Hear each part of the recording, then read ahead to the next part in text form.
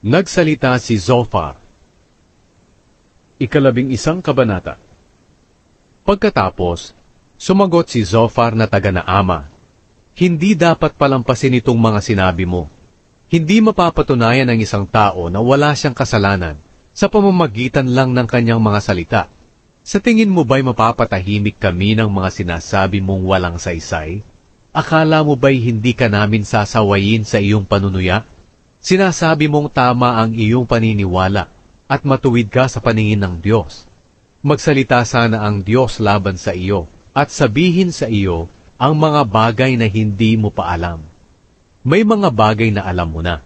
May mga bagay ding hindi mo pa alam. Alam mo bang ang parusa ng Diyos sa iyo ay kulang pa sa nararapat sa iyo? Kaya mo bang unawain ang lahat-lahat tungkol sa Diyos? Mas mataas pa ito kaysa sa langit, at mas malalim pa kaysa sa lugar ng mga patay. Mas malawak pa ito kaysa sa mundo, at mas maluwang pa kaysa sa dagat.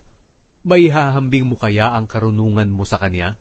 Halimbawang dakpin ka ng Diyos, iharap sa hukuman at ipakulong. May makakapigil ba sa Kanya? Alam niya kung sino ang mga mandaraya, at hindi lingid sa Kanya ang kanilang kasamaan. Ang mangmang ay imposibleng maging marunong, gaya ng asnong gubat na imposibleng manganak ng tao. Job, kung magsisisi ka at lalapit sa Diyos, at tatalikuran ang iyong mga kasalanan, at kung pati ang sambahayan mo ay magsisisi sa kanilang kasalanan, tiyak na hindi ka na mapapahiya. Tatatag ang iyong pamumuhay, at wala ka ng katatakutan. Makakalimutan mo na rin ang iyong paghihirap na parang tubig na umagos lang at nawala.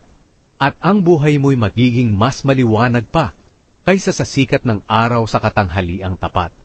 At ang dati mong buhay na madilim ay magiging maliwanag na parang umaga. Mapapanatag ang buhay mo dahil may bago kang pag-asa. Iingatan ka ng Diyos at makapagpapahinga ka ng walang kinatatakutan. Matutulog ka ng walang mananakot sa iyo, at marami ang hihingi ng tulong sa iyo. Pero ang masasama ay mabibigo at walang patutunguhan. At ang tanging pag-asa nila ay kamatayan.